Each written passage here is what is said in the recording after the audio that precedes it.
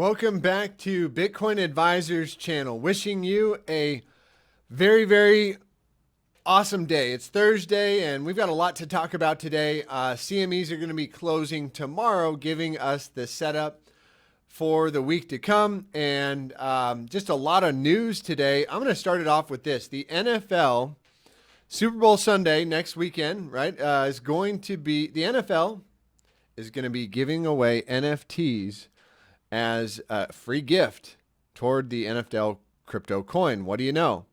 What else? Crypto.com is going crazy buying these Super Bowl ads, along with FTX. Says they don't come cheap, up to $7 million for 30 seconds. And last year they were all over it too. So is it a buy the rumor, sell the news type of event? It does feel a bit like March of last year. And then what else? What else did I want to cover here? So yeah, CMEs are going to close tomorrow.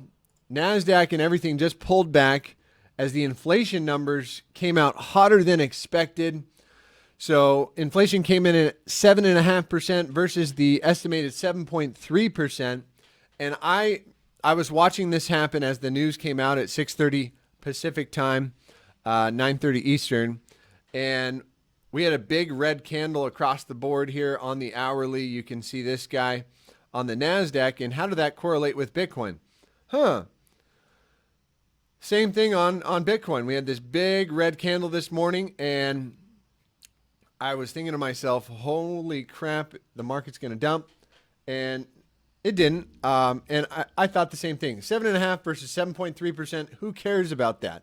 We all know the Fed is lying about these numbers anyways. They're not even real, right?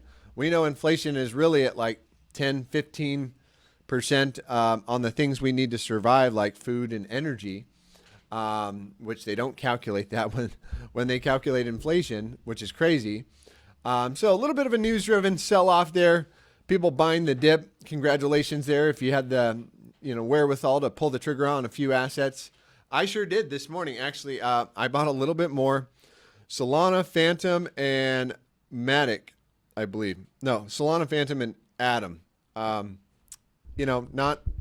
giving financial advice, not a financial advisor here, but I bought the dip. I liked buying the dip. I'd rather, and here's the thing, with these news-driven events, the NFL, the Super Bowl, Crypto.com, right? A lot of people are going to be seeing this stuff for the very first time. They're going to be, so to say, the Bitcoin maxis are going to be out with their laser eyes, and Bitcoin's probably, to put it blunt, I think Bitcoin does head higher from here. But do you want to be buying at the high? No. Buy the rumor, sell the news. So the rumor is Crypto.com and everybody's going to be buying Bitcoin because of the in-your-face marketing that crypto is going to have. That's the rumor. The news is the day the news hits. So could it be a good time to maybe potentially take a little profit going into the Super Bowl? We'll judge it and we'll cover it as it comes. And so what else was on the news today? The Fed does show a full percentage point of rate hikes by July, which the 10-year yield is actually up to 2% today. So interest rates going up, that is actually the negative, I think.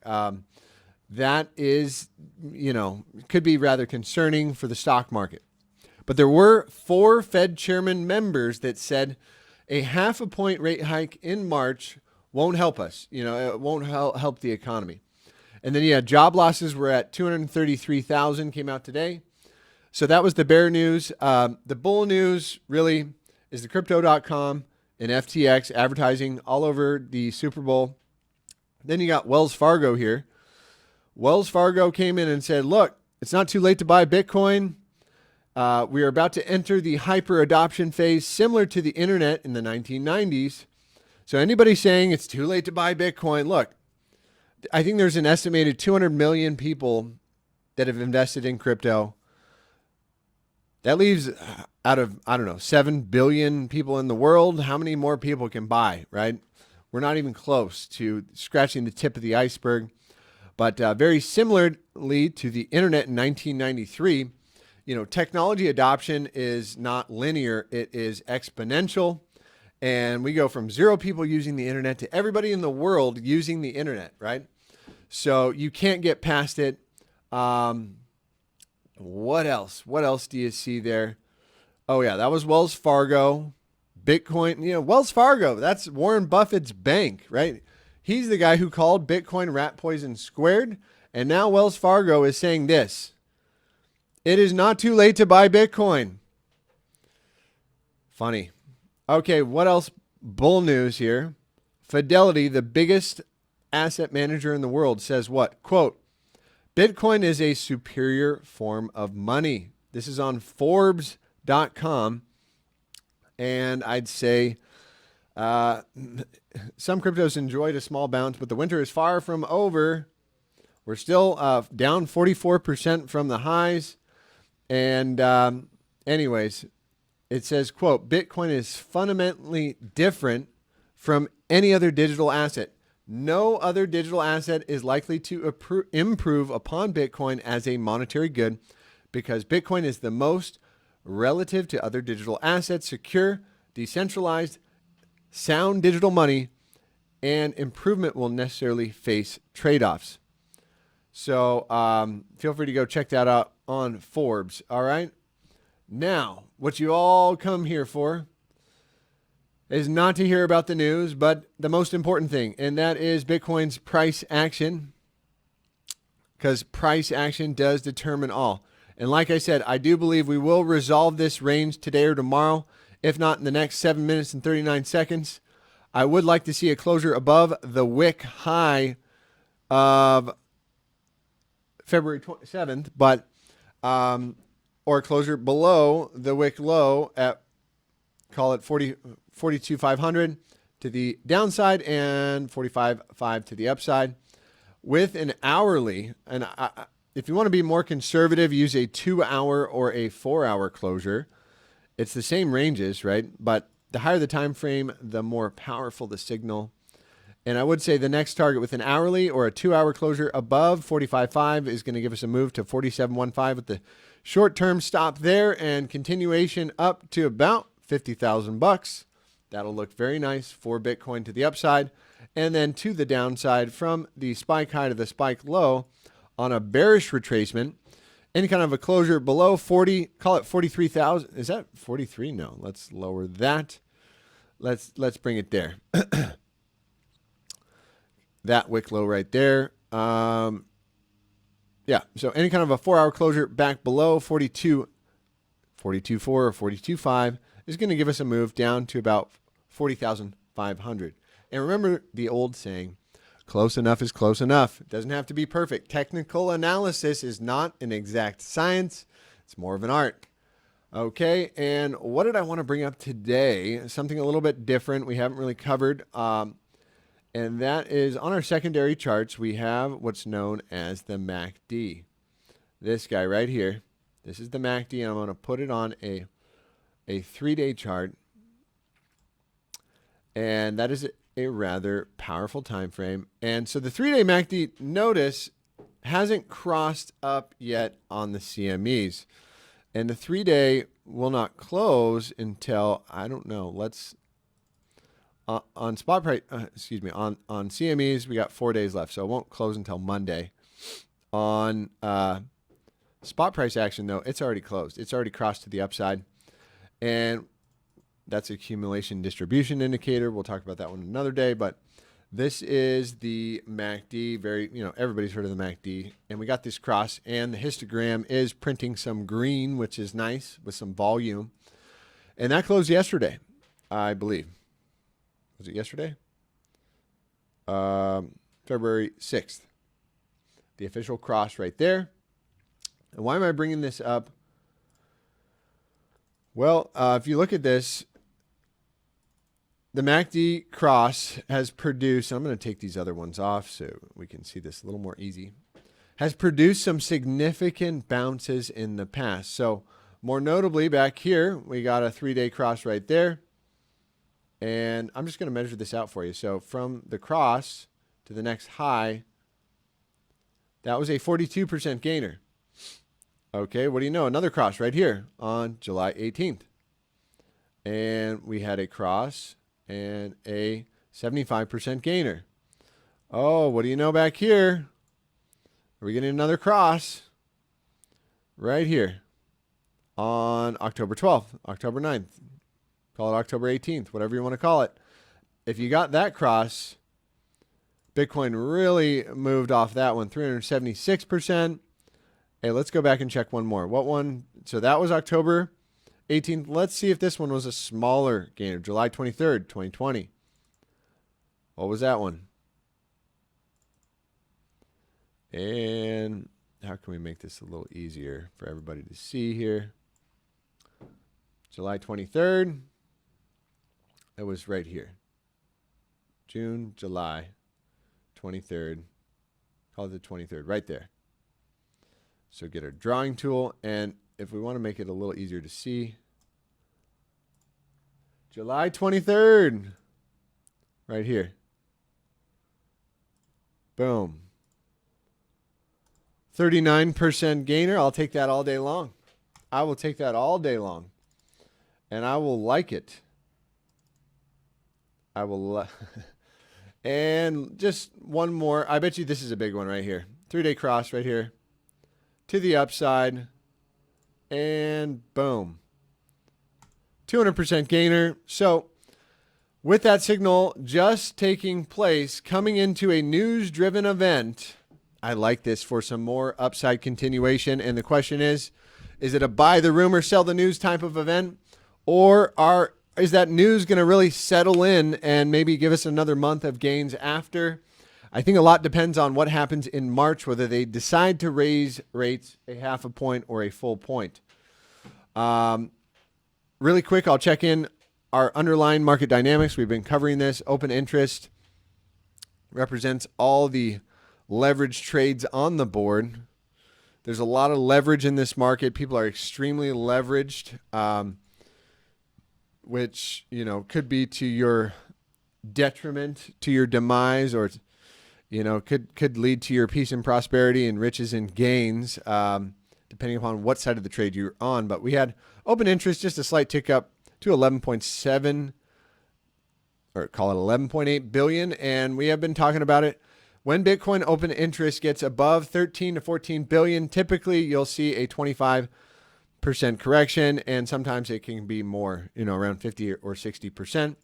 Not exactly a death sentence in itself, but just a warning signal. The fear and greed index ticking down slightly from yesterday to a 50.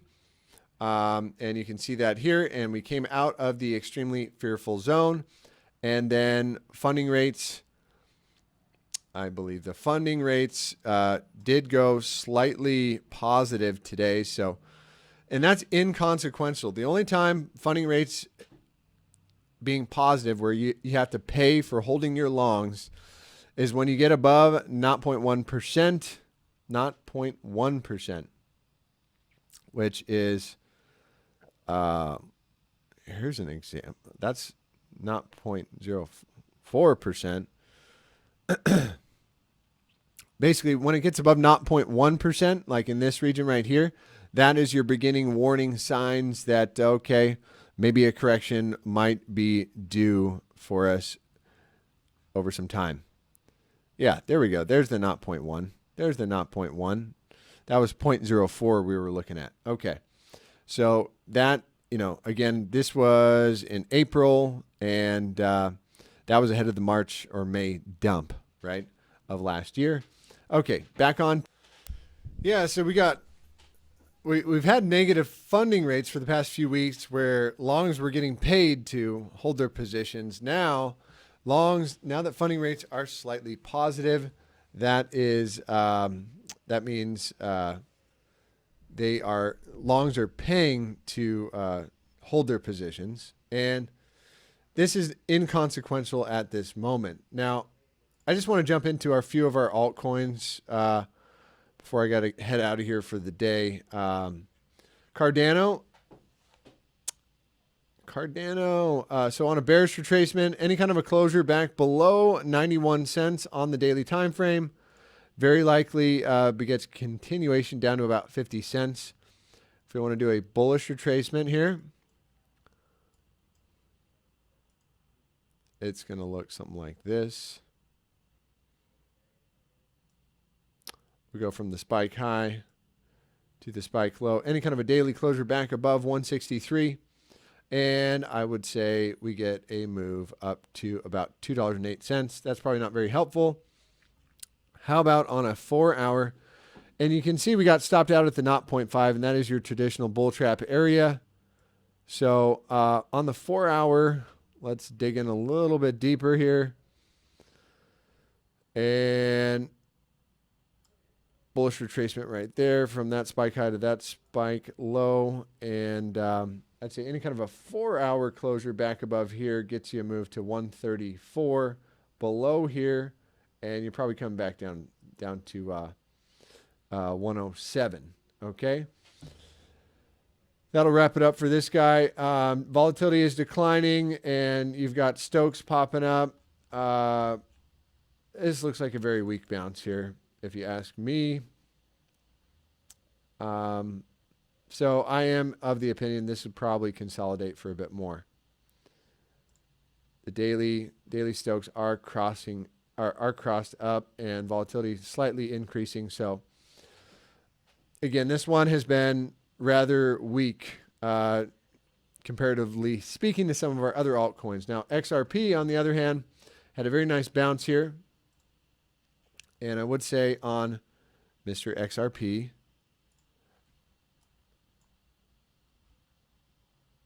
bear with me just a second here. So any kind of a 4-hour closure back above 91 cents begets continuation up to about $1. You can play this on the other side. Any kind of a 4-hour closure back below 83 cents. I'm looking for 75 cents to get hit. And really, if you want to be more conservative, this spike low, any 4-hour closure back below 80 cents, probably going to get you a move down to the purple 200 at 73 cents. And you could probably easily see this on our fib retracement tool. Spike high to the spike low. That's 96 cents to the upside. And to the downside, we're talking, yep, right here at 74 cents with the short-term bounce and continuation down to 64 cents. So we, you know, these coins are going to do whatever Bitcoin does. Real quick, I'll touch on GALA. GALA looks like it wants to come back down to the 9 exponential. But for GALA Games is one of the gaming metaverse coins. What I would say is from this daily breakdown level right there,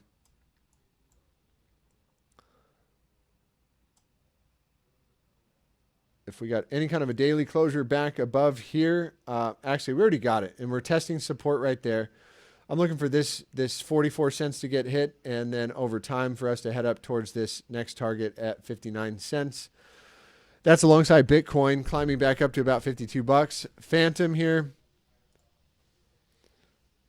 Let's take a look at Phantom real quick here. Phantom. Spike high to the spike low. Let's take a look at it on the 4-hour. So as long as we're holding 4 hours above the 382 right here, I'm looking for this one to march it onwards and upwards up to about $3, especially with a 4-hour closure back above here at 242. And this one's looking like it's gearing up for a very nice move. Solana, kind of a weak bounce here. I really want to see Solana close a 4-hour back above 121. Really, I think if we can get a 4-hour back above this guy here at 117, we'll tag up to 121, and then 132 is the next target down. However, a bearish retracement on this, any kind of a 4-hour closure back below 107 very likely begets continuation to 100 with a small bounce and continuation down to the bottom side of the range.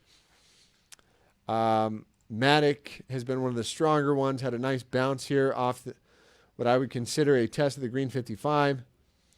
And this guy, any kind of a 4-hour closure back above 208. And I'm looking for continuation to our upside target. First stop at 221. and with a small pullback and continuation up to 244. That's it. I'm going to wrap it up for the altcoins today. Wishing you all a wonderful, blessed day. And again, if you're interested in incorporating Bitcoin into your IRA or 401k, there's a link in the description below. And we also have a link to set up TradingView in the description below. Look forward to hearing from you guys. If there are any altcoins you want to hear about, get back to me, post a comment below, and I'd be happy to do a little analysis for you. All right, thanks. Have a great day.